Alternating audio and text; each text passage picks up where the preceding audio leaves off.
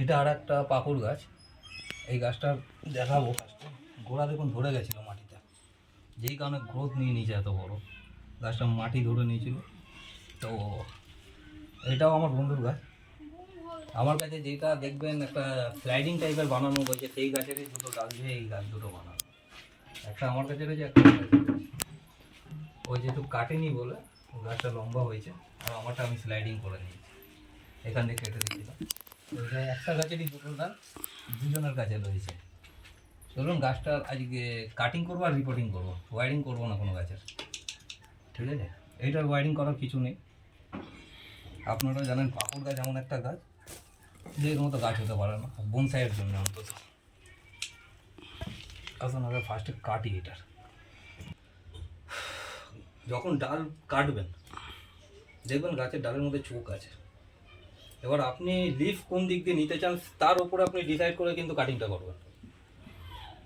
এর যেমনি লিফটার চোখ আছে বাইরের দিকে, আমি যদি নিতে চাই এই চোখগুলো, যদি বাইরের দিকে ফন্ডে চাই ডাল, তাহলে আমি এখান দিয়ে কাটবো, কারণ এখান দিয়ে বেরোনোর চান্স থাকবে, তো আমার বাইরের দিকে বেরোবে।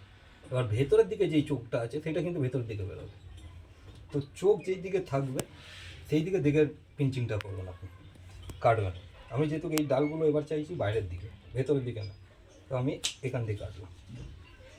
এটাও দেখবো, এটাও যেহেতু ভেতরের দিকে আছে, এটা বাইরে আছে, তো আমি এর ওপর দিয়ে কাটবো যেন বাইরের দিকে বেরো।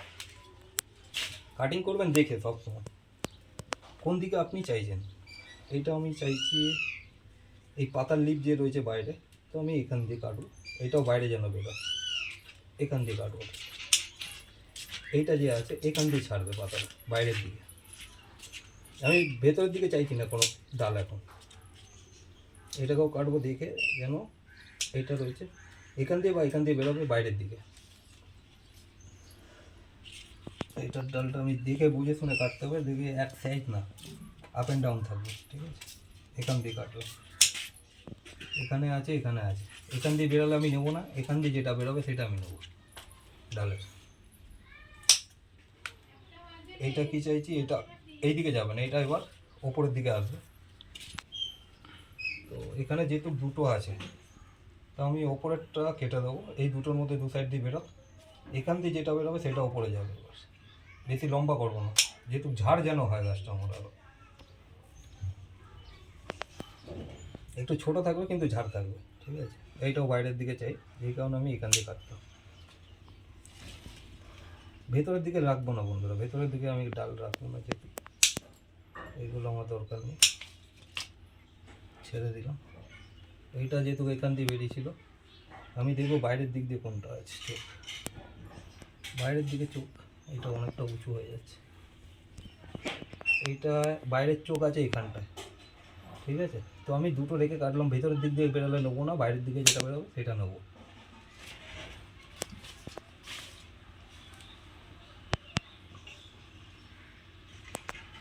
চোখগুলো খেয়াল করে করবেন বন্ধুরা, বারবার বলছি আমি, যেই দিকে আপনি ডাল চাইছেন সেই দিক দিয়ে নেবেন।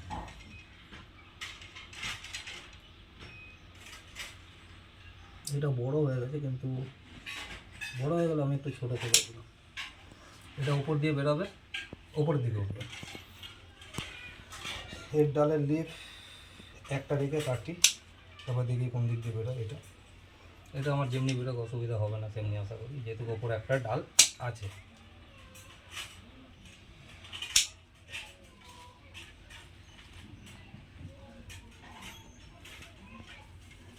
এটা আপ অ্যান্ড ডাউন, বারবার বলছি একভাবে কাটবো না, কোনোটা ছোটোটা কোনোটা বড়।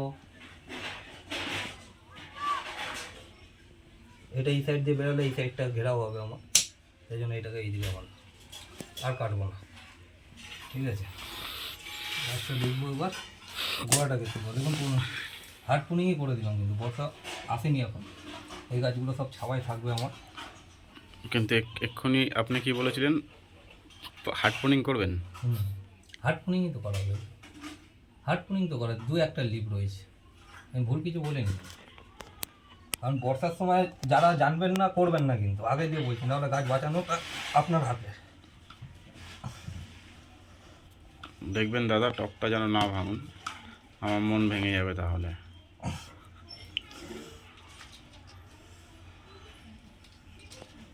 এইটা ধরে দিয়েছে।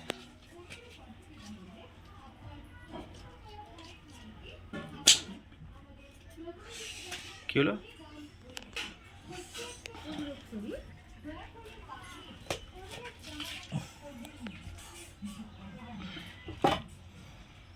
টপ বেঁচে গেল আপনার?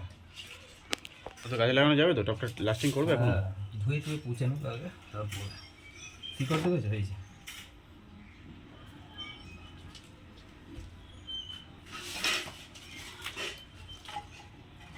এবার গোড়া খুলে দিই। কত মোটা হয়েছে দেখো ওটা, আরও নিচে পেয়ে গেছিলো না, ওই জন্য মালটা হুড়ুর হুড়ুর করে ভাবছে।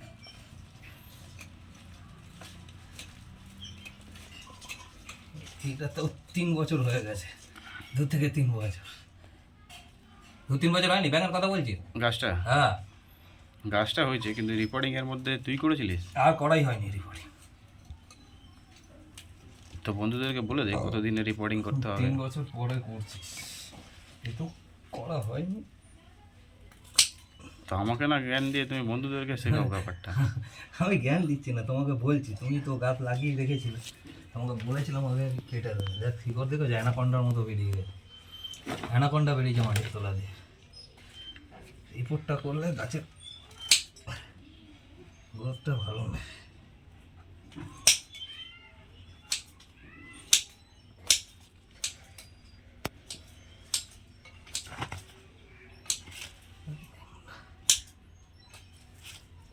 আরও কমিয়ে দে, আরও কমিয়ে দে। কম কাটলাম।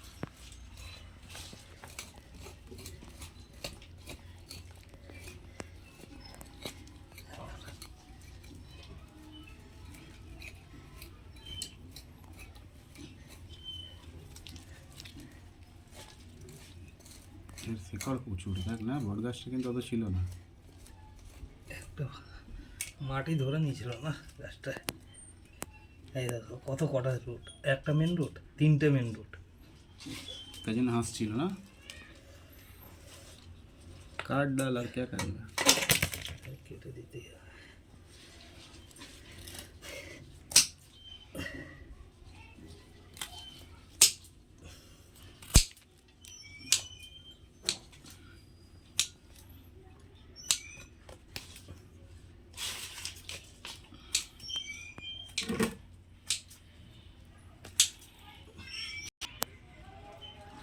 সবসময় মেন রুট ব্রাঞ্চ কেটে দেবেন, কাণ্ডটা আরও গ্রোথ নেবে।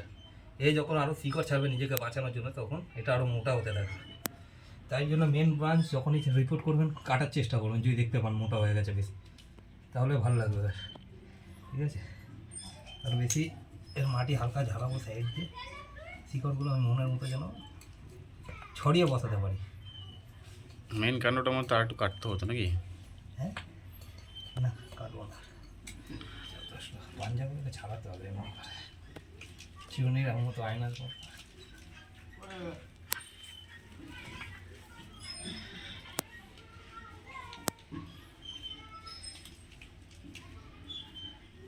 এগুলো সব মাটির নিচে হয়ে যাবে, হয়েছে, তখন পাঞ্জাটা বড় হবে। আর এইটা হলো সেই আর একটা টপ যেটা চেয়েছিলাম, দিল না। এমনিতে খারাপ না, কিন্তু তখন খারাপ। টপ নিয়ে তখন খড়গিরি করে টপ নিয়ে লেনদেন হয় না নাকি? গাছ প্রেমীদের কাছে টপ বিশাল জিনিস। টপ মাটি, বন্ধুরা জানে সেটা, যে টপ চাইলে টপ দেওয়া যাবে না। পারলে একবার মেরে নাও। এটা বাদলাম না। এই বাদ